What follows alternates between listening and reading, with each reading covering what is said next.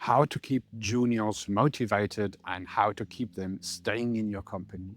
That is what Thomas asked me today in one of my posts. And since I'm a vocational trainer, I've trained a lot of software developers in their first 3 years and then afterwards as well, even guided them to the senior stage, right? I think I have quite a lot of experience there, how to actually keep them.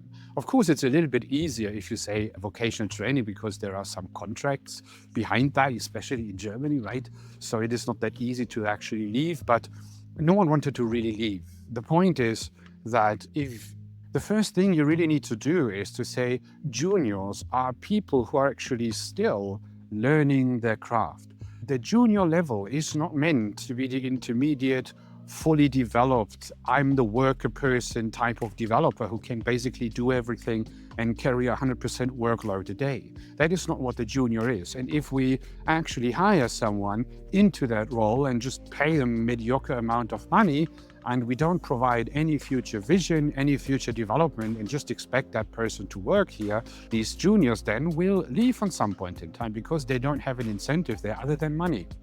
What I learned in my vocational trainings is actually that the junior person, the apprentices, were looking for becoming valuable. So that is what the mission, the narrative actually was. So we trained them to become valuable themselves in some point in time, but real valuable, right? Not having these Swiss cheese CVs where you switch jobs and when you get unlucky and you get laid off, you have a CV, no one wants to have you anymore when you are 3 years into business.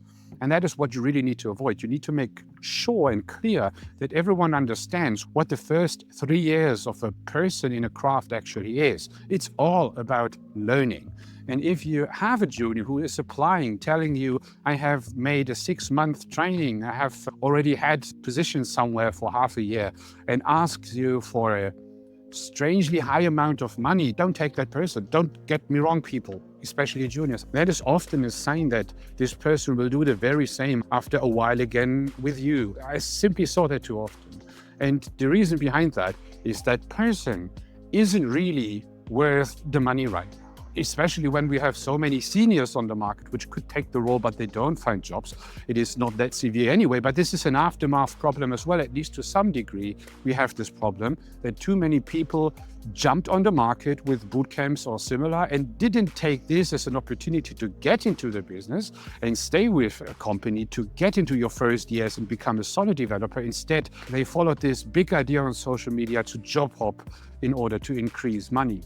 Well, it turned out that it's not the best thing. And if you take a look for successful people who had done that, you will find them. But this is heavily on survivorship bias. You cannot really survive in an environment where you really need to get things done and you really need to know and understand your craft when people really expect you to be an engineer, right? So you need to learn. You can't just skip that. When we come back to the original idea of junior developers and how you keep them, you need to make sure that this is a clear thing. So you need to make sure that you actually prepare them to become those valuable people, which then will have no problems in the following years to come to find a job, keep a job, and stay on a job for at least 3 to 5 years, which is a very healthy rate and range to stay on a job. Because when you stay for such a long time in a job, you actually learn how things worked out after a while. You see things growing, which you don't if you just stay there for some month and then you go because you get a pay raise of 10%. Especially when there is such an high employment rate right now, that is not the best idea you should do as a junior either. So find a job, become a solid intermediate or mid-level developer, and then go for your job hunt. But even then, I would always say stay for at least 2-3 years at bare minimum in a company. Otherwise, you don't learn. You never become a domain expert in something. And especially when you become a senior on some point in time, that is what you can explain to juniors as well, is on some point in time, you need to become a domain expert in at least one domain to become effective and to have actually a high paid salary on some point in time. You cannot become a domain expert by just job hopping over several things because you have never solved long-term problems in a company. You were just had a glimpse into that one, a glimpse into the other one. No one really gives you the scepter and saying, please fix this problem for us, because you are too new in every job you are right now, which makes you a shallow engineer. This is how I call those people. And you are pretty much worthless on the market at some point in time because you cannot keep up in roles, and at some point in time, your CV will represent this, right?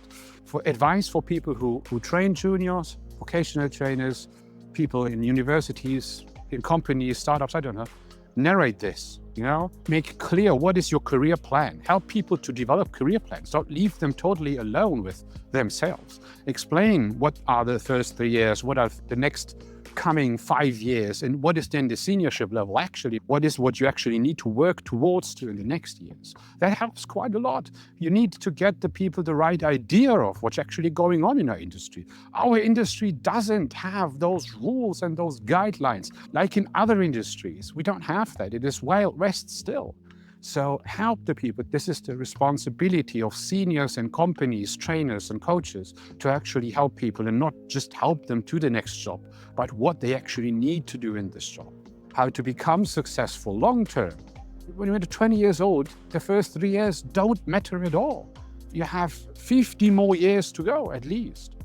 So think about that. What are you going to do with those years? You need to become better in those. And the more you follow that advice as a junior, as a company, the more loyal everything becomes. A healthy thing is to say after 5 years, I maybe want to change the department, I want to change the domain, I want to do anything.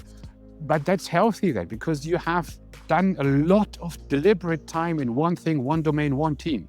And to move then does make sense, but not after half a year. Sorry to say that. If I see someone, as an employee, if I see someone having an CV with 6 months here, 3 months there, then a break, 3 months there, and a half a year there, why should I take this person? I don't want to be the next on this list. It's wasted money, right? Because it takes time until a person gets up to speed in your company. There's onboarding time, even for senior developers. It's pretty much worthless. And that's what all the companies thought on this CV. So think about that, dear juniors, dear intermediate, or dear developers in general. Your CV represents not what you have achieved, but what you have done. The decisions you have made are represented in that one. And of course, it can be external circumstances, but sometimes it's better to take lower salaries, aim for lower salaries, and then take a look how you can level up this over time. That is so much easier long-term than try to boost your career on day one. And if you really see like all the successful people, that is the survivorship bias problem, because in reality, look at the job market statistics, you won't see so many of these in reality. So I hope that helped you a little bit. Think about that. The reality on the job market is simply looking different. The more solid, the more grounded you do that, the more loyal you do that to your company or the company to the employees, the easier it will become for every one of us. I wish you a great day. See you next time. Bye-bye.